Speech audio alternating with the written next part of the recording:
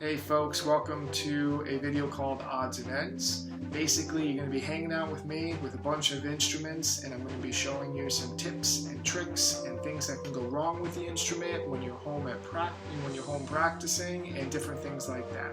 So I may grab the camera at times and pull it close to the instruments, okay, to different things that you see on my desk there, and we're in my guest room, so you're just hanging out up here. And again, this is supposed to be relaxed, casual, but yet professional in a way that it is informative, okay? So, without further ado, let's jump into the first topic, which is going to be talking about the spring rods on a flute. Alright. Here we go. So, we got the flute here, and folks, let's see if it's working properly.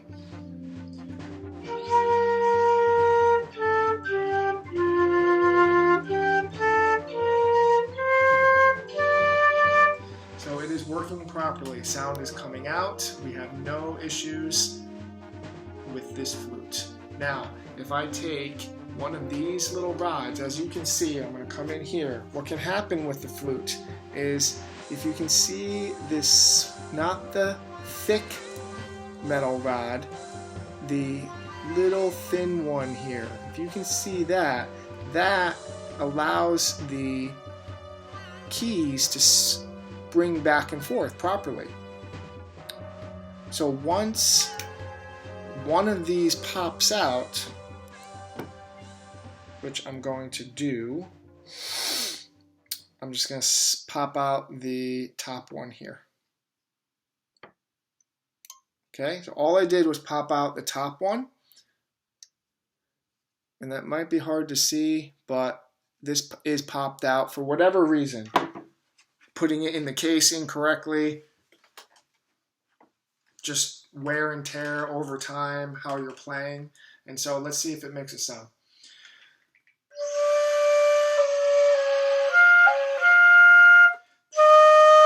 Okay, I can get a D. That's supposed to be a C.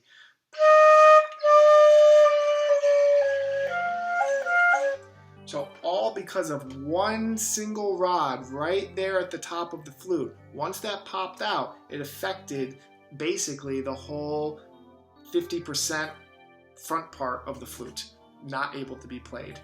So instead of going to the shop, telling your parents, hey, my instrument's broken, Mr. O, my instrument's broken, this is what you can do. If you don't have a tool like this to be able to grab the rod, you can try to use a nail and carefully tuck it underneath where it's supposed to sit. And so you have to be careful not to break it, but you're going to tuck underneath the little metal circle, and you'll see where it goes underneath, and that's it. It pops right back in right there, and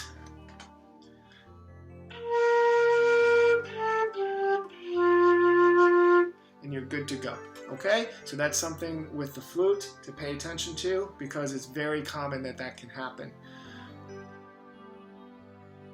Anything else? I'm just trying to think. Yes, there is one more thing that I like to address. The screws at the end of the main rods. What's happening there is that those screws over time can become loose, and you have to get a little screwdriver, which I have, and you may have as well, and then you screw it in and have it, be within the flute.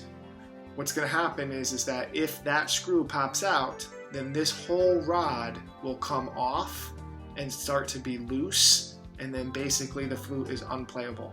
So just pay attention to, if you look at the end here, there's a screw there, there's a screw down here, there's a screw there, there's a screw up here. So basically those four of them. Oh, and over here, 1, 2, so these 6. 1, 2, 3, 4, 5, and 6.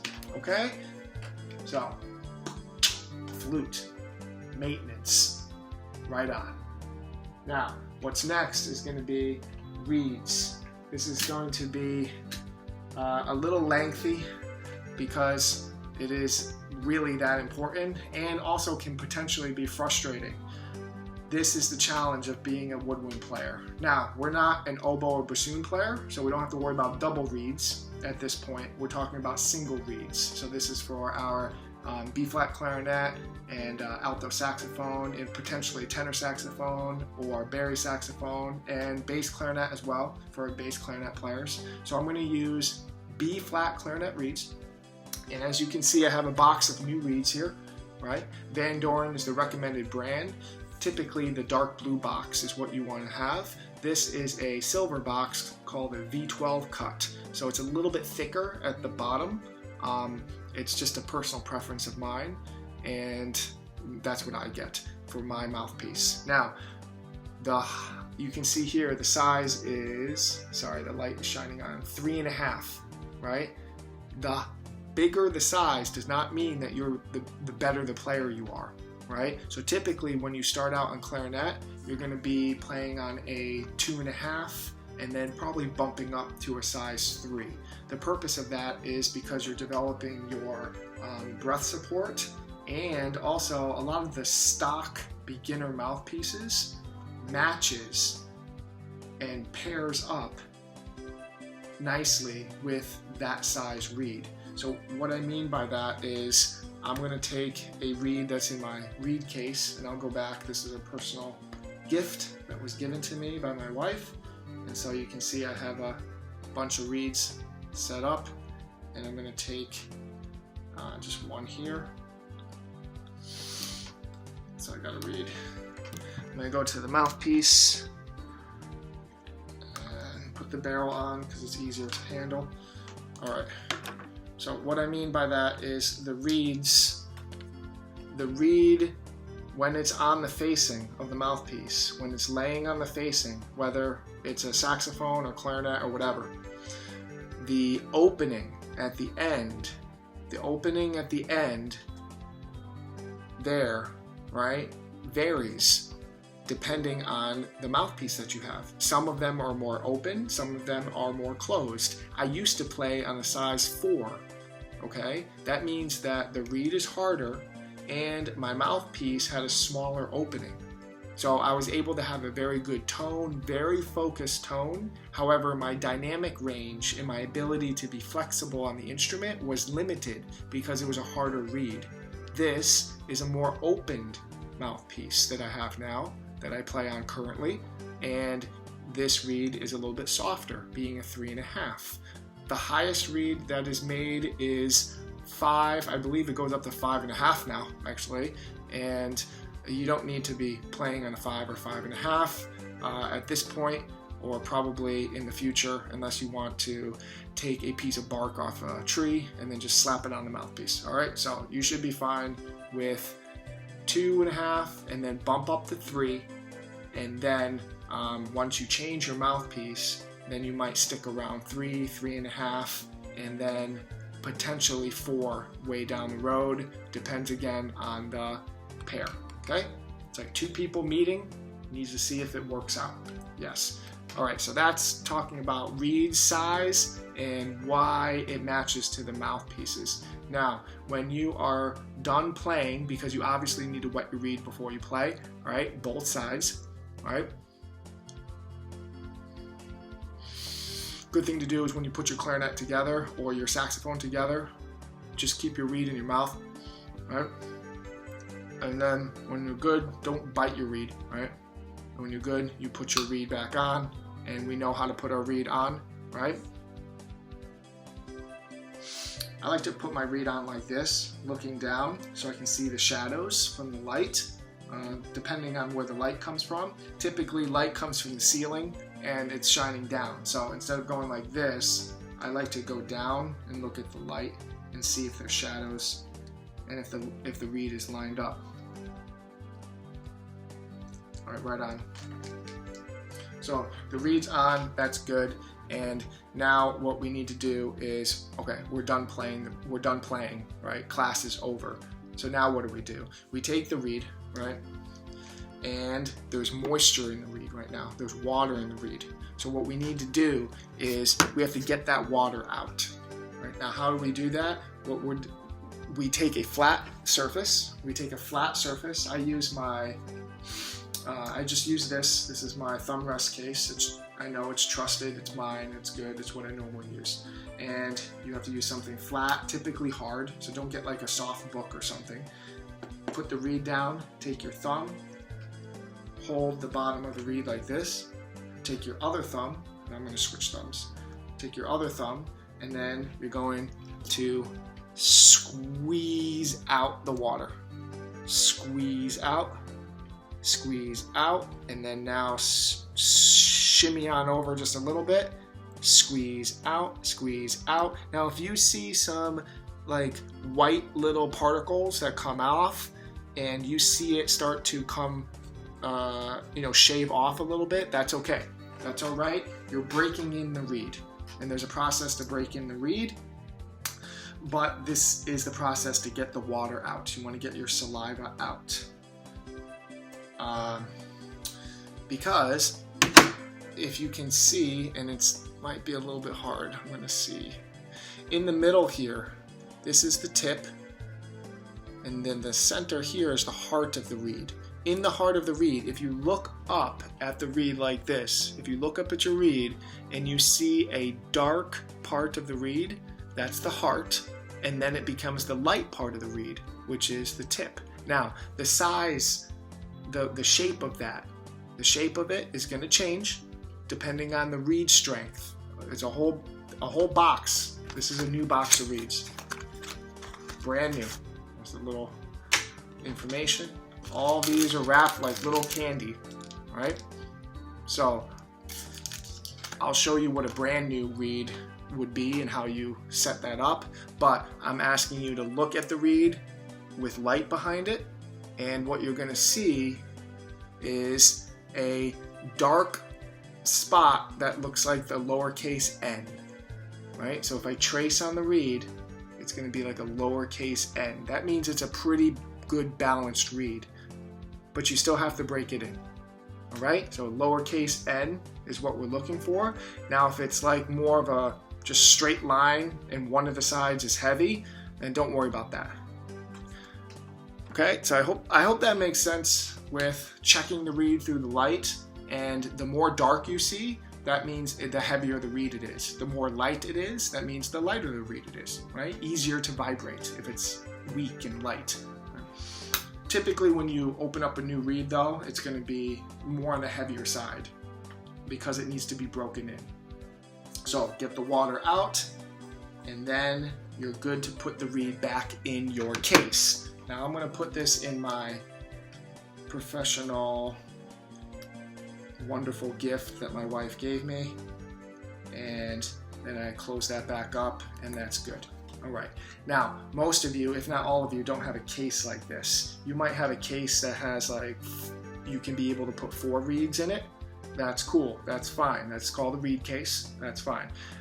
Also, what you can use is just a single reed case. So I'm going to open up a brand new reed and randomly pick one. Open it up.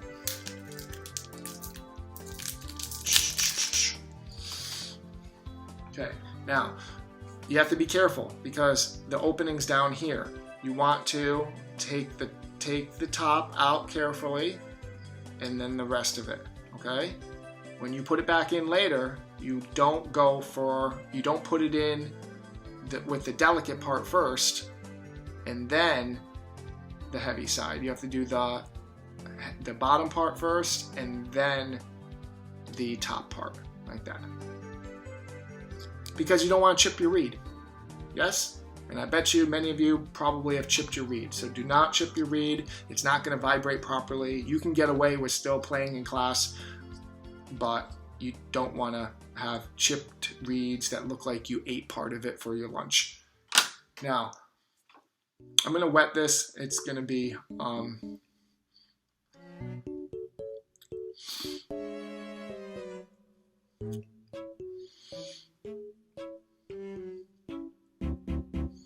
Here's an advanced tip. You ready? At the bottom here, if you can see, there's little tiny dots. The reed is made out of cane, okay? It's made out of cane. So what it's going to be is you can see the fibers and where the moisture of that plant absorb the moisture, right? So what you want to do, if you want to have a little bit extra moisture run through the entire reed, what you can do is simply go like this. And now there's a little bit of moisture at the very end of it. I know that sounds a little weird. You don't have to put the whole reed in your mouth. It just puts a little moisture on the completely other side of the reed and lets it flow through, if that makes sense. All right, so that's an advanced technique there. Just something to tuck in the back of your head, and it takes 2 seconds to do. All right, that's it. Now, that's good. And then I would put it on. And how long does it take to break in a reed? How long does it take? Well, it's going to take about 4 or 5 practice sessions over the course of 2 weeks. That is the way to professionally break in a reed. And you usually get, as you can see with my reed case, probably like 8 to 10 reeds. Now, you probably don't have 8 to 10 reeds ready to go. Maybe you have 3 to 4, or you just have 1. So I recommend getting a box of 10 and then breaking in about 3 to 5 reeds. That's my recommendation. The first time you practice, you want to practice with your reed between 5 to 10 minutes. Now I will put this as a little, I'll put this as a little header to remind you, but 5 to 10 minutes you would like to put that on. You're playing.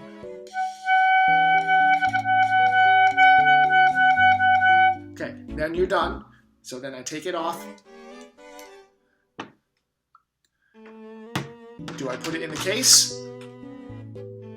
No, I don't put it in the case because I need to get the what out? The moisture. You need to get the moisture out, right? So go ahead and squeeze out that moisture. Why do we need to squeeze the moisture out, Mr. O? Well, we squeeze the moisture out because what happens is the reed can warp and become wavy at the tip. So it's going to start to become wavy like that at the end. Now there's a little tip that I can show you if that happens, which I will here. So you take the facing, and if you do have a warped reed, then you can put it at the very end and then just have it be wet and then just press your finger up against it like that. Leave it there for about 30 seconds or so. And then you're good to go. Okay? But we want to avoid, and that's just a temporary fix. You want to avoid having warped reeds. So get that water out, break in that reed. It's going to vibrate more freely and sound better over time. And then you can put it back in the case. And you are ready to put it away in your instrument case. That's the first day. The second day, you would increase the time between 10 to 20 minutes. After that, if you're like, I forget and I keep going, guys, what's going to happen is that it's going to sound like there's too much water in the reed. No good. It will sound bad and you're starting to destroy the reed. That's what's going to happen. The bacteria of your saliva is breaking down the reed and there's too much water that's going to be in there. Don't do that. It might sound great, but you have to put it away. Just let it rest for about a day or 2. So you have to wait, okay, within your practice session. So first day, like I said, between 5 to 10 minutes, then put it down and let it rest. The next day, when you practice, wait a day or so, then practice with something else, then practice with this reed, 10 to 20 minutes.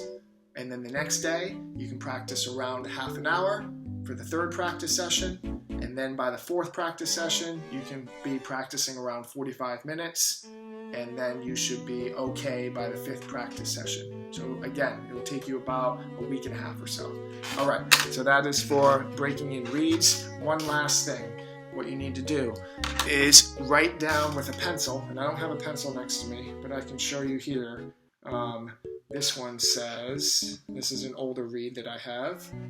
This one says 724. That's pretty old. So this reed is getting to the end of its life. A reed can last about 3 months, maybe 4 months tops. So this was back in July. This is now in November. So this reed is probably getting to the end of its life, and I can, just by the way it looks, I can see that it's spread out and broken in very nicely.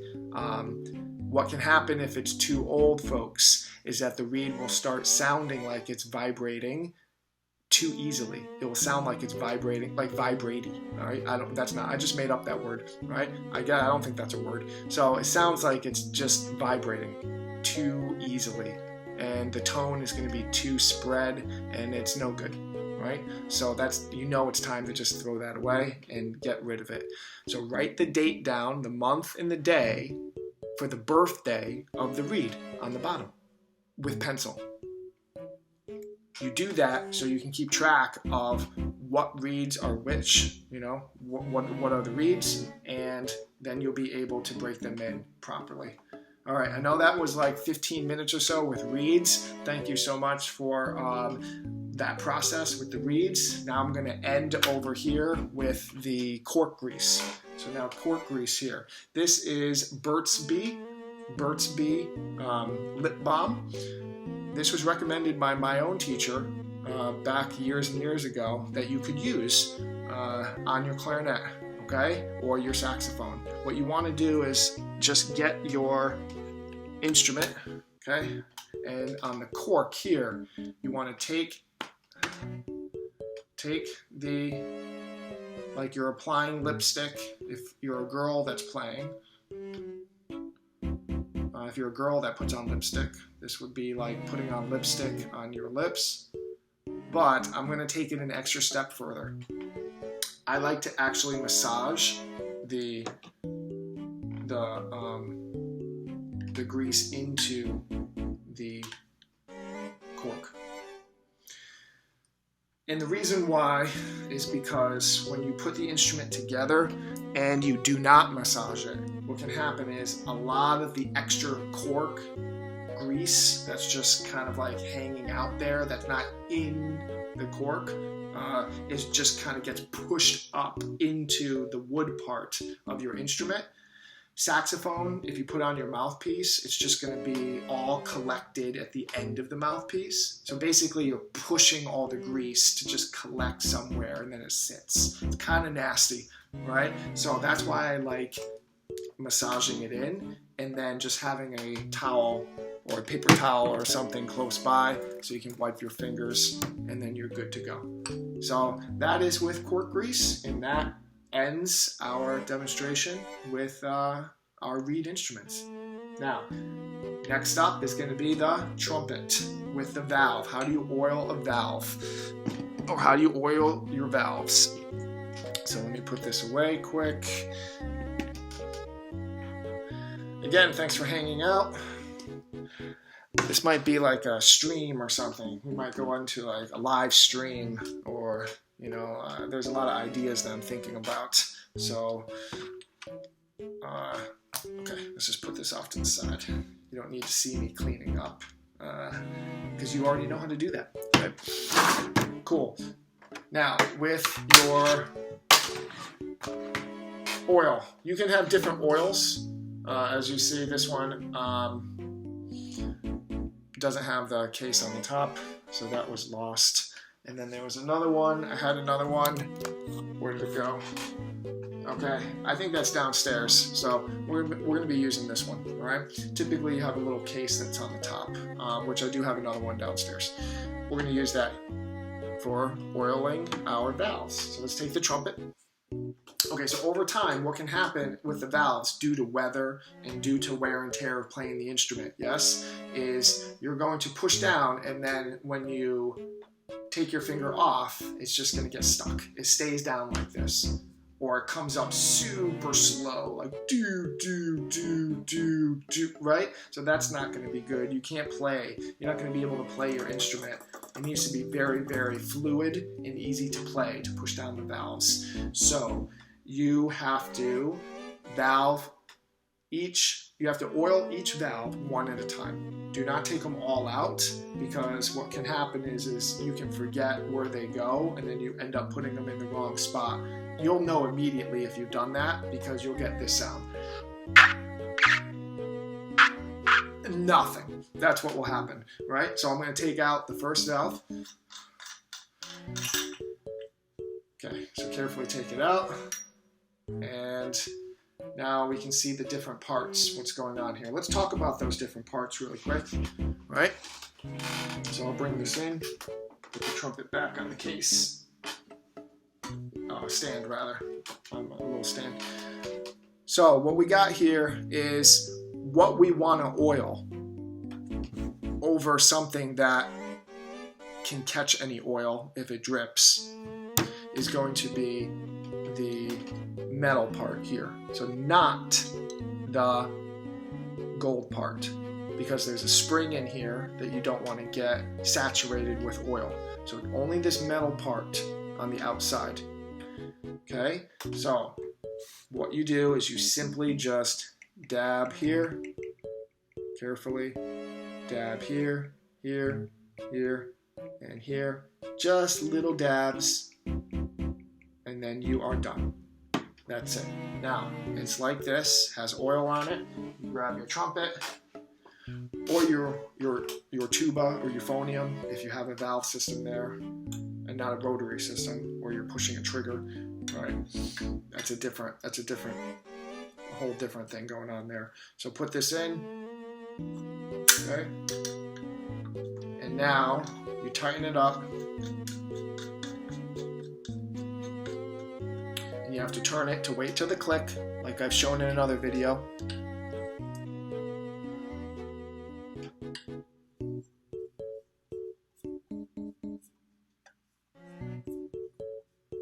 Oh, we have a problem. Hold on. Something happened. It's not clicking. So let's try again. It didn't click. Oh, that's why. Because look what happened. I was showing you the spring, and then this part here got stuck. So now it's not gonna see. It's not gonna move anywhere down because the spring is jammed. So straighten that out. There you go. Right? Well, you can't push this down anyway. I don't know why I did that. Right? So you can't push this down. Well, live and learn, right? So I have to do it in here, then push it down. So go ahead and put it back in. Twist. There's the click. And now, good to go. All right? So now, if this is not completely, see how that sound is acceptable. But if this is not completely tightened, you're going to get that sound. We don't want that sound. That's no good. So you want to avoid doing that. You want to make sure this is tight. Yes? If this top part is moving around like a loose tooth, what that is that when you open it up, it is this whole part that is starting to be loose, right? So now you are, this needs to be tightened on top. You just need to make sure everything is twisted in and okay. The felt is here, you know, but this can be opened right here. You can open this up, which we will do that. So you can open that up.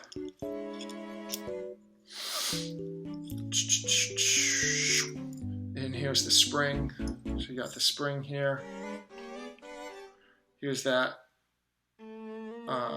plastic part. Sometimes those break and those need to just be replaced because it's plastic. It happens. Put the spring back in. Make sure this lines up here. Tighten this up.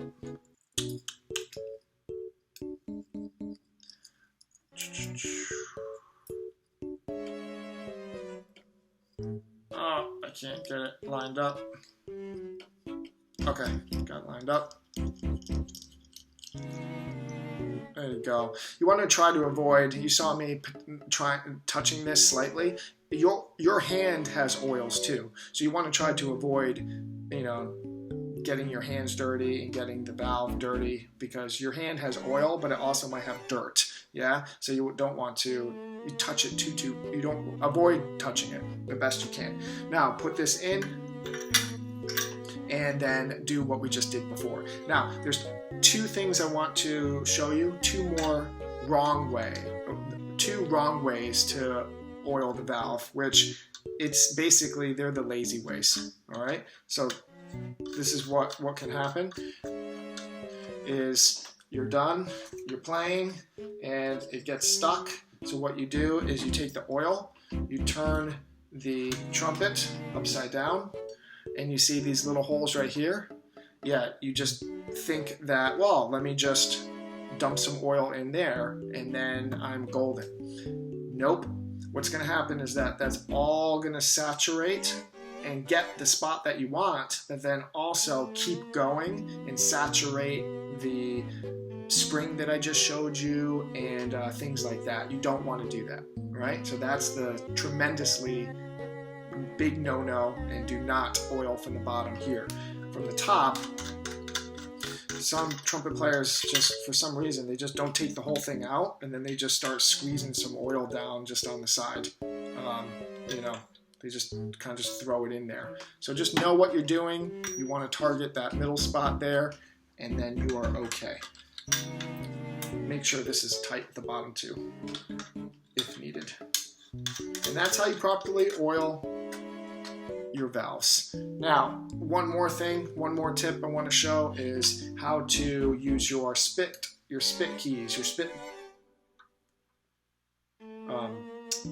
triggers, spit valves, right? So these little triggers here, over time, your instrument will get some water, and because there's a lot of warm air going through it, condensation can happen inside, and it will just basically look like spit and water that comes out of your instrument. We haven't been playing this instrument, so what you want to do is, you don't need to play a note, just loosely have your embouchure, and you're gonna, and then open up the different triggers here to get the spit out, your spit valves. So open up your spit valves.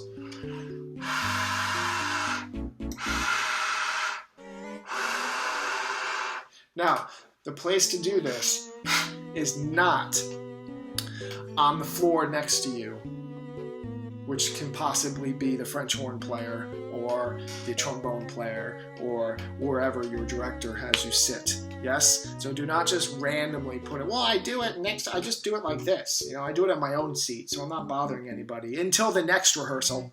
And then the next player sits there, and then there's a big, you know, puddle of spit there. You know what I'm talking about. You know you probably have done it in the past. If any former students are watching this and you're revisiting years down the road, yeah, please don't do that. That's not cool. And you want to be able to have, probably not a paper towel, more like a cloth. That's just your spit valve cloth, and that's your own personal cloth that you can do that. Now, if you have a trash can that's nearby in the classroom and your director is fine with you getting up when he or she is rehearsing another section, then just get up, go over to the trash can,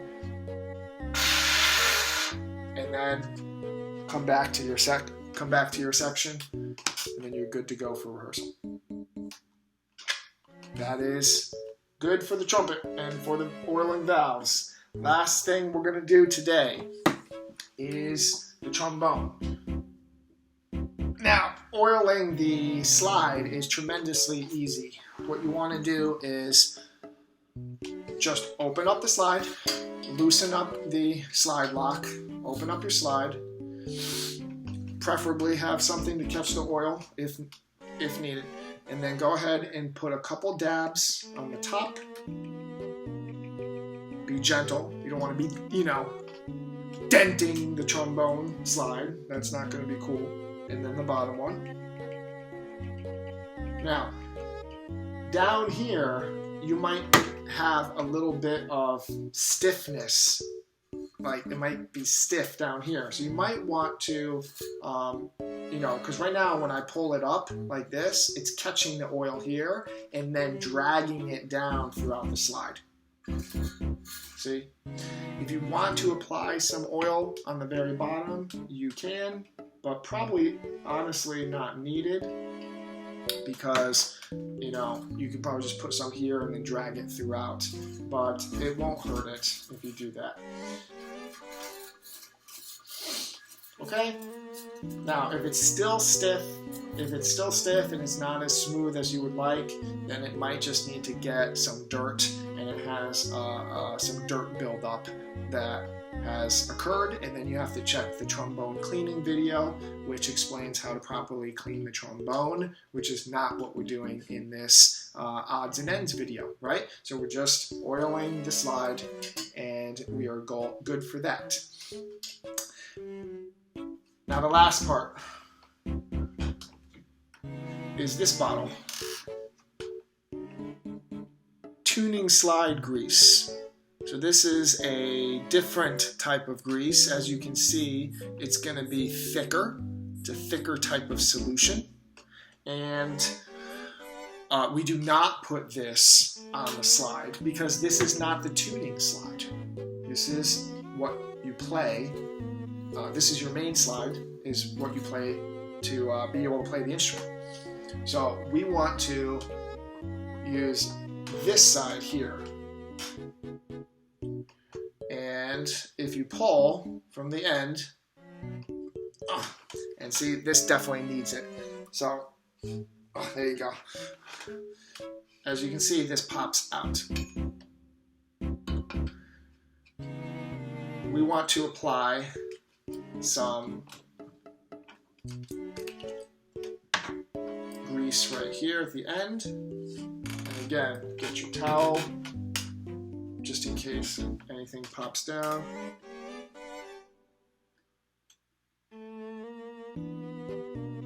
That's all I put. I just put a little bit like that. Okay, spread it out a little bit. You can spread it out by just using the end of the bottle, but don't push anymore. Just spread it out like that. I probably would not use your finger to apply any of this. Like, you don't need to massage this in like I suggested if you watched the cork grease part, right? So this is not cork, what we're talking about. It's not woodwind cork, right? So now we can push this back in. Okay, now as you can see, there's a little bit of that came out at the end, right? So I'm going to go ahead and clean that off carefully. That's why it's good to have a cloth nearby. Okay, dabbing is good for safety. There you go. And again, you don't need to be doing this often. How often do you apply oil on valves and slides? You apply it as needed. How much do you practice? What's the weather condition around you? And so it might be once a week, it might be twice a week, you know, it might be every other week. I don't know, you know. However, for this, you probably, again, similar to the valves, it just depends, right? Now for tuning, that is talking about intonation and adjusting your different pitch, tuning with yourself and then tuning with other instruments. This is going to be dealing with that along with other techniques like embouchure and air and different things like that. That's not this video. You don't need to worry about that. But for what you do need to know is what we talked about with the slide grease and then the oil. So good luck, trombonists, and that really wraps up hanging out with Mr. O within this odds and ends session. So if any of you watched the entire thing, thank you for hanging out with me for about almost 40 minutes now, right on. We're probably going to be having another one of these videos in the future because things pop up, things happen, lots of instruments that we do cover in band, and it's just something that we just need to be patient and take the time and just really dissect. And I'm still learning myself, guys. I just did it with the something with the trumpet before, if you saw that part. I'm still learning right while I'm teaching as well, and that's the great thing about teaching.